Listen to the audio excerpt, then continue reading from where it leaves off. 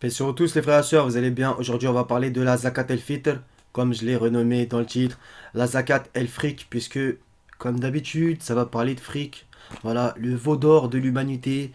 C'est sûr que si on parlait d'orge ou de date, ça intéresse un petit peu moins les gens. Donc, cette fameuse Zakat el-Fitr, est-ce qu'elle a une trace coranique? J'ai envie de dire non. Comme d'habitude, j'ai aussi envie de dire.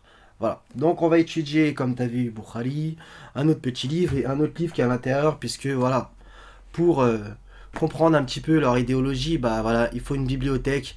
Donc c'est parti tout de suite.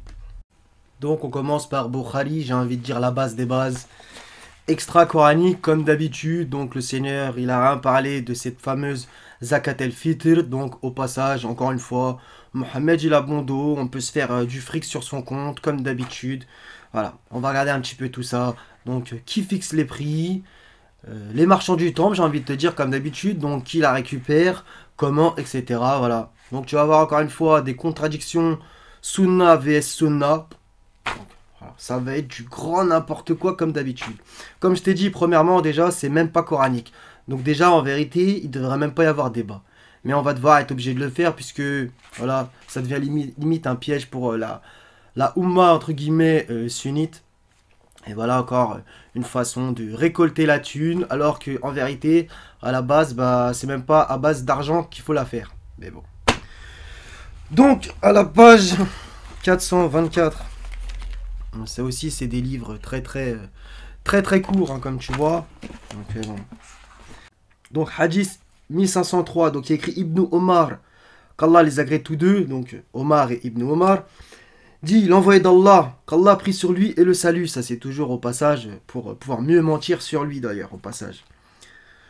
Aurait soi-disant, ça c'est moi qui le rajoute, hein, prescrit l'obligation de la zakat al-fitr, un sah de date ou d'orge pour tout musulman esclave, libre, mâle, femelle, jeune ou âgé, et leur donna de la faire avant que les gens ne sortent vers la prière. Sous-entendu de la fête d'Al-Fitr, qui elle aussi n'a aucune trace coranique. Mais bon, c'est pas grave. Donc, musulman, esclave, libre, mâle, femelle, jeune ou âgé. Donc en gros, voilà. Et il y a même des gens qui parlent du fœtus, hein, on va le lire après peut-être, si j'ai le courage, hein, je vais pas te mentir. C'est une dinguerie. Donc, hadith 1504, voilà, c'est le même. Le 1505, en gros, Abu Saïd, qu'Allah l'agrée, dit nous donnions à manger comme aumône un sa d'orge, etc. Abu Saïd al-Khudri, nous faisions la zakat del-fitr en donnant un sa de nourriture, ou un sa de d'orge, ou un de date, ou un sa de akit, ou un sa de raisin sec. Bref, à toi de voir c'est quoi cette unité de mesure, bref. En vérité, ça me fait mal à la tête, hein, les frérots et sœurettes. Hein, on passe tout de suite à ce livre. Comment le prophète jeûnait le Ramadan. J'ai envie de dire soi-disant. Donc, à la page 123. Donc, 1, 2, 3, 1, 2, 3, donne-moi ton argent, bref. Sa règle, donc, c'est une obligation religieuse. Comme le soutient le hadith d'Ibn Omar, etc. Ou encore le hadith d'Ibn Abbas. Le messager d'Allah institua l'obligation de la zakat el-fitr. Donc Abu Daoud et Nasaï. C'est quand même marrant entre guillemets puisque Abu Daoud et Nasaï, des fois, voilà. Non mais c'est pas authentique, nanana. Et tu vas voir, en fait, la pirouette qu'ils vont te faire, là c'est les Jeux Olympiques avant l'heure. Tu vois, vraiment ça va être... c'est le saut à la perche en fait, tu vois. Ça va être extraordinaire. Certains théologiens prétendent que cette obligation religieuse a été abrogée. Ah ouais, quand tu lis ça, tu te dis, oh là là, ça sent la patate. En s'appuyant dans leur analyse sur le hadith de Qaïs ibn Sa'd ibn Ubada qui dit le messager d'Allah nous ordonnait de nous acquitter de la zakat el-fitr avant que ne soit révélée l'obligation de la zakat prescrite. Car avec la révélation de celle-ci, il nous l'a ni ordonné, ni interdit de la faire. Et les choses en restèrent là. Ah, donc là, il y a un bug dans la matrice, là. Là, le veau d'or, il est vraiment pas content, tu vois. Il nous l'a ni ordonné, ni interdit. D'accord? Donc, qui a pu inventer ça après? Al-Hafid, en guise de réponse, fait le commentaire suivant. Donc, par un commentaire, on va essayer de justifier. Hein. Dans la chaîne de transmission de ce hadith se trouve un narrateur inconnu. Et à supposer qu'il soit authentique, rien ne prouve l'abrogation puisque la première obligation suffit. Mais comment t'as pas envie de de hurler ou de rigoler. Je sais même plus quoi faire des fois. Donc ça nous arrange pas. C'est pas authentique. Voilà. Je t'ai dit, c'est les Jeux Olympiques Paris 2024 des siècles avant. C'est incroyable, c'est scandaleux. Les marchands du temple, ils ont vu ça, ils se sont dit non. Là, ça va pas être bon. Là, on va trouver une faille dans la chaîne de transmission, etc., etc. Bah, ça va pas louper, comme d'habitude. Donc, dans ce livre, Le jeûne du Ramadan, une très belle couverture. Donc, l'aumône de fin de Ramadan, Zakat el-Fitr.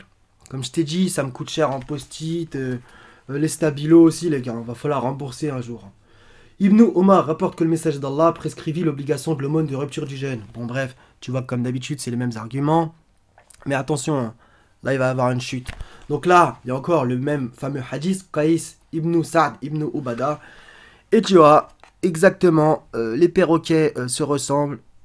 Or, cette narration souffre de défauts d'authenticité. Et même s'il était authentique, elle ne permet pas de statuer sur l'abrogation de l'obligation de l'aumône de rupture du jeûne. Donc t'as vu, en gros, on te dit, même si c'est la vérité, eh ben c'est pas la vérité, on va pas le prendre. C'est quand même pas mal. Donc comme je te l'ai dit, la thune, la thune, la thune. Voilà. Donc déjà, ça c'est premier truc évacué. Maintenant, on va regarder encore 2-3 autres trucs. Donc en gros, à qui incombe tel. Donc justement, il y a tout un chapitre dans ce livre. Ah, là, c'est fatigant. Donc voilà. Même les pauvres en sont redevables, car la condition pour devoir s'en acquitter est de posséder de quoi subvenir à nos besoins pendant un jour et une nuit. Donc, quand on va voir après qui la fixe, bah, comme d'habitude, c'est le haut de la pyramide. Tu vois, attention. Donc, milliardaire, pas milliardaire, tu fais la manche, tu fais pas la manche, tu dois nous donner l'impôt, mon ami. Ah bah ouais, là, faut passer à la caisse. Tu vois, comme d'habitude. Mais attention, là, ça va être intéressant. Ibn Abbas rapporte, le messager d'Allah aurait soi-disant, ça c'est ma qui rajoute, a prescrit l'aumône légale de rupture du jeûne pour que le jeûneur puisse se purifier de ses fautes et que les pauvres puissent bénéficier d'une offrande. Donc, il va falloir que je fasse une précision parce qu'il y en a, ils comprennent à l'envers, j'ai envie de dire exprès. Bien sûr que c'est magnifique de faire l'aumône. Le Seigneur lui-même nous invite, nous recommande de la faire. Il n'y a même pas débat en fait là-dessus, d'accord ? Maintenant, ça encore une fois, c'est quelque chose qui n'est pas coranique. Donc c'est une invention humaine. Tu vois, premièrement. Ensuite, contradiction. À qui faut la donner, qui doit la donner, qui fixe les règles, qui fixe le tarot, etc. Tout ça, encore une fois, c'est légiféré par les hommes. Puisque la base n'est pas divine. Tout vient des hommes, d'accord ? Et encore une fois, sur le dos du prophète, comme d'habitude. Ce de quoi j'ai envie de parler, c'est ça, c'est prescrit l'aumône légale de rupture du jeûne pour que le jeûneur puisse se purifier de ses fautes.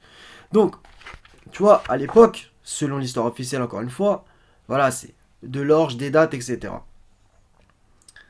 Maintenant, voilà, t'as ou des organismes humanitaires, voilà, sur des sites, etc., qui prennent. Des fois, c'est des mosquées, bien souvent, j'ai envie de dire. Mais tu vois, c'est, voilà, est-ce que la zakat se paye en argent, tu vois? Maintenant, il y a ce fameux débat, qui n'en est pas, puisque, par exemple, Fawzan, si tu vas regarder sa vidéo, etc., voilà, il dit non, il faut respecter la sunna, etc. Donc, j'ai envie de dire, au moins, sur ça, il est droit dans ses bottes, on ne peut pas lui enlever, ok? Maintenant, voilà, ça a été converti en thune, maintenant, dans beaucoup de cas, ok? Et puis, j'ai envie de te dire, il y a aussi une histoire pratique, puisque, voilà, bah, un billet, jusqu'à preuve du contraire, ça se glisse dans une poche. Alors que tu vas te trimballer, je sais pas combien de grammes, etc., voire de kilos de ci ou de ça, les mosquées, elles vont faire comment, en fait, si elles récoltent? Bonjour, nous recueillons 5000 kilos de farine pour je sais pas combien de mecs qui vont donner la zakat. Tu vois, il y a aussi une question de pratique. Voilà. Donc ça, c'est intéressant aussi. C'est que déjà, c'est de l'argent, donc on préfère toujours récolter de la thune, l'humanité. Et en plus de ça, voilà, c'est une question de pratique aussi. Donc ça arrange un peu tout le monde. Cette fameux effort pour avoir réfléchi sur cette question, tu vois. En mode, il calque la sunna par rapport à notre époque, ok? Donc ça, c'est intéressant aussi. Donc, encore une fois, ça respecte pas même les propres textes. C'est plus intéressant d'avoir de la thune. On peut en envoyer ou pas, j'ai envie de dire. On sait pas trop comment ça se termine, tu vois? C'est un petit peu opaque, l'histoire. Voilà. Donc, encore une fois, c'est arrangeant. Donc, qui fixe les tarots? Tu le sais très bien, encore une fois, le haut de la pyramide, on va dire. Et voilà. Donc 7 euros cette année, et en 2022, j'ai lu que c'était 5 balles. Donc voilà, il y a l'inflation dans la zakat el-fitr. Voilà, c'est... Les marchands du temple, ils ont toujours des... Vraiment, ils ont des astuces commerciales, ils ont des... vraiment, ils ont des idées, c'est incroyable. Ils doivent y réfléchir toute la journée, hein, je pense. Pour être aussi, tu vois, c'est carrément le Wall Street du din.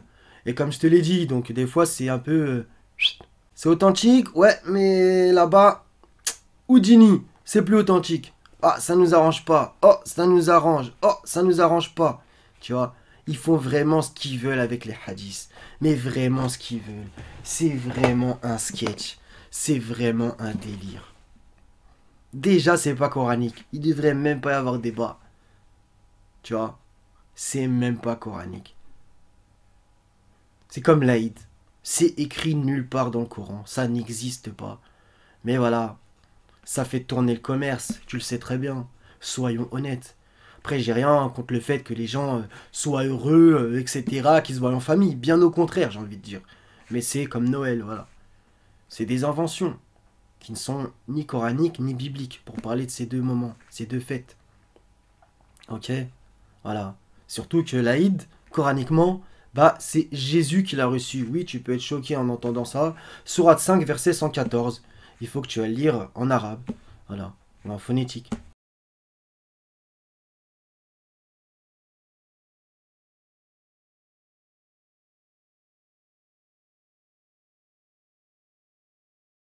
Une fête pour nous. Voilà, c'est Jésus et ses apôtres qui ont reçu l'Aïd. Il y en a marre des inventions, mais Allah est au-dessus de ce qu'ils inventent. Voilà, ils utilisent le nom du Seigneur, le nom de Mohammed pour faire des lovés, pour presser la communauté comme des citrons. C'est n'importe quoi. Donc la zakat, elle filtre. Mais non, en vérité, c'est la zakat, elle fric de la part des marchands du temple. Houdini, là c'est pas authentique, mais là c'est authentique. Pirouette JO 2024 en direct de Paris. Voilà les frérots, les sœurettes, soyez tous bénis. À la prochaine si Dieu veut. Paix sur vous tous.